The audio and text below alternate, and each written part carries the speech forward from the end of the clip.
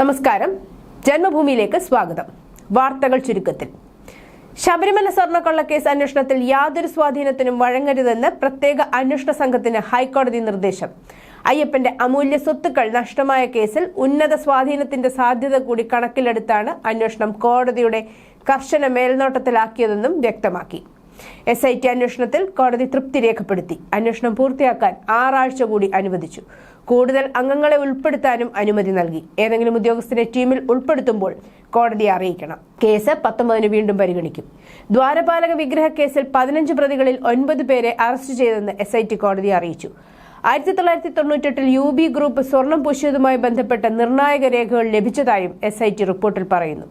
181 സാക്ഷികളെ വിസ്തരിച്ചു. മൊഴികൾ രേഖപ്പെടുത്തി. പ്രതികളുടെ മൊബൈൽ ഫോണുകൾ പിടിച്ചെടുത്ത് ഫോറൻസിക് പരിശോധനയ്ക്കായി അയച്ചിട്ടുണ്ട്. സംശയാസ്പദമായ സാമ്പത്തിക ഇടപാടുകളുമായി ബന്ധപ്പെട്ട ബാങ്ക് അക്കൗണ്ട് വിശദാംശങ്ങൾ ശേഖരിച്ചിട്ടുണ്ട്.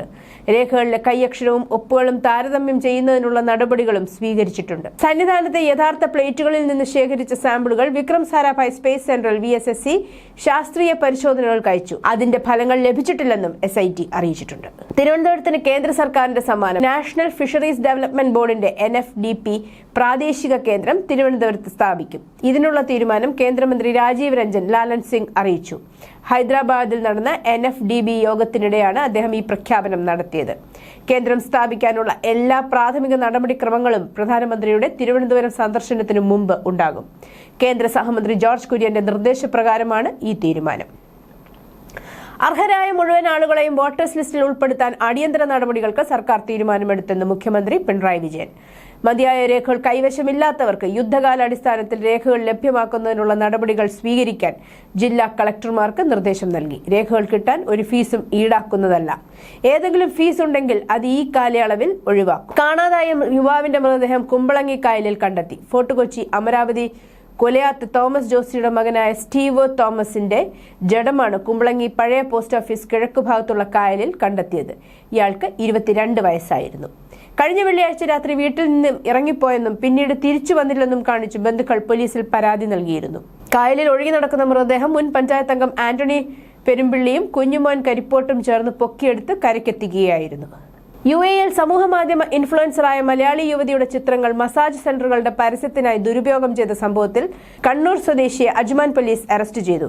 ഇൻസ്റ്റാഗ്രാമിൽ ലക്ഷക്കണക്കിന് ഫോളോവേഴ്സുള്ള കണ്ണൂർ മട്ടന്നൂർ ആറളം സ്വദേശിനിയായ ഹഫീസയുടെ ചിത്രങ്ങളാണ് അനുമതിയില്ലാതെ പ്രചരിപ്പിച്ചത്.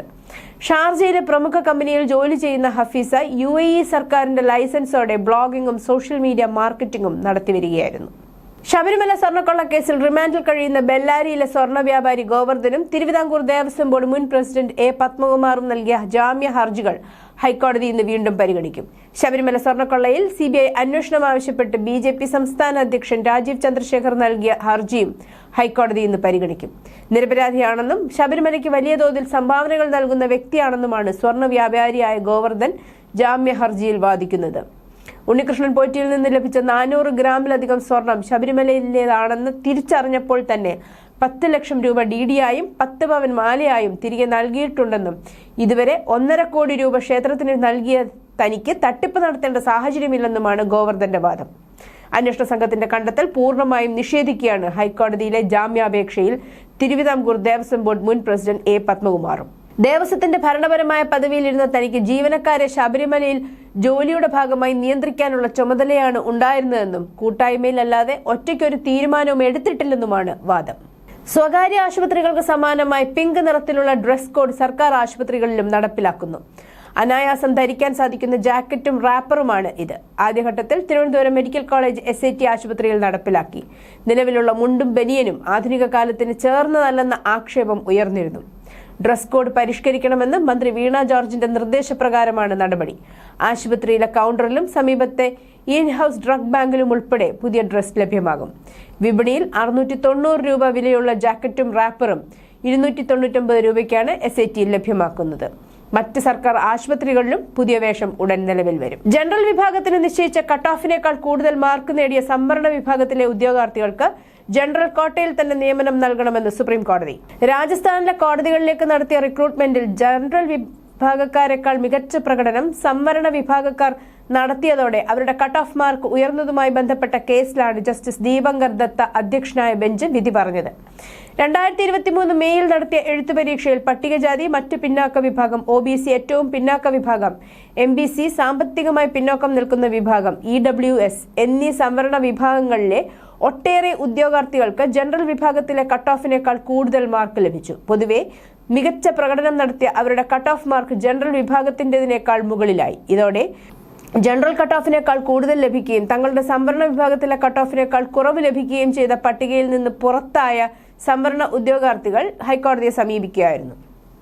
ബംഗളൂരു മടിവാളയിൽ സിനിമാ തിയേറ്ററിന്റെ ശുചിമുറിയിൽ മൊബൈൽ ഫോൺ ഉപയോഗിച്ച് നഗ്ന ദൃശ്യങ്ങൾ പകർത്തിയ കേസിൽ തിയേറ്റർ ജീവനക്കാരനുൾപ്പെടെ 3 പേർ പിടിയിൽ.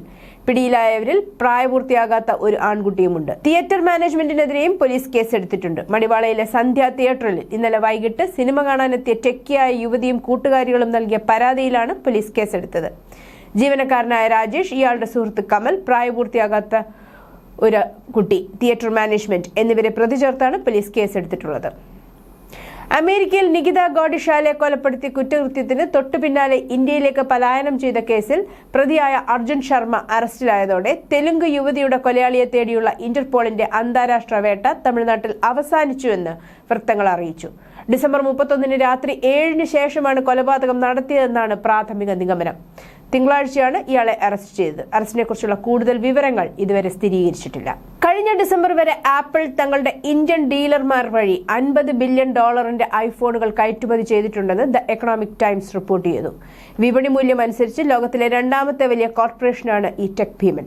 ഇതോടെ ചൈനയ്ക്ക് പുറത്തുള്ള ആപ്പിളിന്റെ ഏറ്റവും വലിയ കയറ്റുമതി കേന്ദ്രമായി ഇന്ത്യ ഉയർന്നു. ഇലക്ട്രോണിക്സ് ആൻഡ് ഇൻഫർമേഷൻ ടെക്നോളജി മന്ത്രി അശ്വിനി വൈഷ്ണവ് ഈ പ്രധാന വികസനത്തെ പ്രശംസിക്കുകയും പ്രധാനമന്ത്രി നരേന്ദ്രമോദിയുടെ അഭിലാഷമായ മേക്ക് ഇൻ ഇന്ത്യക്ക് നന്ദി പറയുകയും ചെയ്തു. ബംഗളൂരുവിലെ ഹോസ്കോട്ടെ താലൂക്കിലെ സുലിബെഗിലെ ഗ്രാമത്തിലെ ഒരു വീട്ടിൽ നിന്ന് 8 മാസം പ്രായമുള്ള ഒരു കുഞ്ഞിനെ അധികൃതർ രക്ഷപ്പെടുത്തി. ആചാരപരമായ ശിശുബലി ഉണ്ടാകുമെന്ന ആശങ്കയെ തുടർന്ന് വിശദമായ അന്വേഷണം ആരംഭിച്ചു. കുട്ടി അപകടത്തിലാണെന്ന് അജ്ഞാത സന്ദേശം ലഭിച്ചതിനെ തുടർന്ന് ഉദ്യോഗസ്ഥർ സ്ഥലത്തെ കച്ചവടക്കാരനായ സയ്യിദ് ഇമ്രാനും ഭാര്യയും താമസിക്കുന്ന വീട്ടിൽ നിന്നാണ് കുഞ്ഞിനെ കണ്ടെത്തിയത്. ഇന്ത്യ സ്വന്തമായി നിർമ്മിക്കുന്ന ഘടകം എന്ന ആളില്ലാ യുദ്ധവിമാനത്തെ കുതിപ്പിക്കാനുള്ള കാവേരി എഞ്ചിൻ 2026-ൽ തന്നെ പൂർണ്ണമാക്കാൻ നിർദ്ദേശം നൽകി കേന്ദ്ര പ്രതിരോധ കേന്ദ്രം. കാവേരി എഞ്ചിൻ ഉണ്ടാക്കാൻ ഒട്ടും വൈകിക്കൂടെന്നും ഇതിനുള്ള അന്തിമ സർട്ടിഫിക്കേഷൻ പ്രക്രിയയിൽ 2026-ൽ തന്നെ പൂർണ്ണമാക്കണമെന്നും ഇത് നിർമ്മിക്കണമെന്നും ബംഗളൂരുവിലെ ഗ്യാസ് ടർബൈൻ റിസർച്ച് എസ്റ്റാബ്ലിഷ്മെന്റിനോട് ആവശ്യപ്പെട്ടിരിക്കുകയാണ് പ്രതിരോധ കേന്ദ്രം. വെനസ്വേലയിലെ കാരക്കാസിൽ മിറാഫ്ലോസ് പ്രസിഡൻഷ്യൽ കൊട്ടാരത്തിന് സമീപം വെടിവെപ്പും തീവ്രമായ ഏറ്റുമുട്ടലുമെന്ന് റിപ്പോർട്ട് ചെയ്യപ്പെട്ടതായി മാധ്യമ റിപ്പോർട്ടുകൾ പറയുന്നു. രാജ്യ തലസ്ഥാനത്ത് സംഘർഷാവസ്ഥ നിലനിൽക്കുമ്പോഴും സ്ഥിതിഗതികൾ നിയന്ത്രണ വിധേയമാണെന്ന് അധികൃതർ അറിയിച്ചു. സ്ഥാനഭ്രഷ്ടനാക്കപ്പെട്ട നേതാവായി വൈസ് പ്രസിഡന്റ് ഡെൽസി റോഡ്രിഗസ് തിങ്കളാഴ്ച രാജ്യത്തിന്റെ ഇടക്കാല പ്രസിഡന്റായി സത്യപ്രതിജ്ഞ ചെയ്ത് മണിക്കൂറുകൾക്ക് ശേഷമാണ് നിക്കോളാസ് മഡ്രോ ന്യൂയോർക്ക് ഫെഡറൽ കോടതിയിൽ ഹാജരായത്. വാരാന്ത്യ US ഓപ്പറേഷനെ തുടർന്ന് മയക്കുമരുന്നുമായി ബന്ധപ്പെട്ട കുറ്റങ്ങൾ ചുമത്തി അദ്ദേഹത്തെ ഹാജരാക്കി. കാരക്കാസിലെ പ്രസിഡൻഷ്യൽ കൊട്ടാരത്തിൽ നിന്ന് നാടകീയമായി പിടികൂടിയ വെനസ്വേലൻ പ്രസിഡന്റ് നിക്കോളാസ് മഡ്രോയെ ന്യൂയോർക്ക് ഫെഡറൽ കോടതിയിൽ തിങ്കളാഴ്ച ഹാജരാക്കിയിരുന്നു. മയക്കുമരുന്ന് കടത്തുകുറ്റത്തിന് ആദ്യമായി കോടതിയിൽ ഹാജരാക്കിയപ്പോൾ മഡ്രോ ജഡ്ജിയോട് പറഞ്ഞത്, ഞാൻ പിടിക്കപ്പെട്ടു, ഞാൻ മാന്യനായ ഒരു മനുഷ്യനാണ്, എന്റെ രാജ്യത്തിന്റെ പ്രസിഡന്റാണ് എന്ന് കൂട്ടിച്ചേർത്തു. വെനസ്വേലയുടെ നേതാവ് താനാണെന്നും മഡ്രോ ആവർത്തിച്ച് അവകാശപ്പെട്ടു. ബംഗ്ലാദേശിൽ ഒരു ഹിന്ദു പുരുഷൻ കൂടി കൊല്ലപ്പെട്ടു. രാജ്യത്ത് തുടരുന്ന അശാന്തിക്കിടയിൽ വെറും 18 ദിവസത്തിനുള്ളിൽ സമുദായത്തിലെ അംഗങ്ങൾക്ക് നേരെ നടക്കുന്ന 6ാമത്തെ മാരകമായ ആക്രമണമാണിത്. തിങ്കളാഴ്ച രാത്രി നക്സിംഗ്ഡി ജില്ലയിലെ ചാർ സിന്ദൂർ ബസാറിൽ പലചരക്ക് വ്യാപാരിയായ മണി ചക്രവർത്തിയാണ് കൊല്ലപ്പെട്ടത്. പലാഷ് ഉപജില്ലയ്ക്ക് കീഴിലുള്ള തിരക്കേറിയ മാർക്കറ്റിൽ തന്റെ കട നടത്തുന്നതിനിടെ അജ്ഞാതരായ ആക്രമികൾ ചക്രവർത്തിയെ ആക്രമിച്ചതായി പ്രാദേശിക വൃത്തങ്ങൾ അറിയിച്ചു. ഗുരുതരമായ പരിക്കേറ്റ അദ്ദേഹത്തെ നാട്ടുകാർ ഉടൻ തന്നെ ആശുപത്രിയിൽ എത്തിച്ചെങ്കിലും ജീവൻ രക്ഷിക്കാനായില്ല.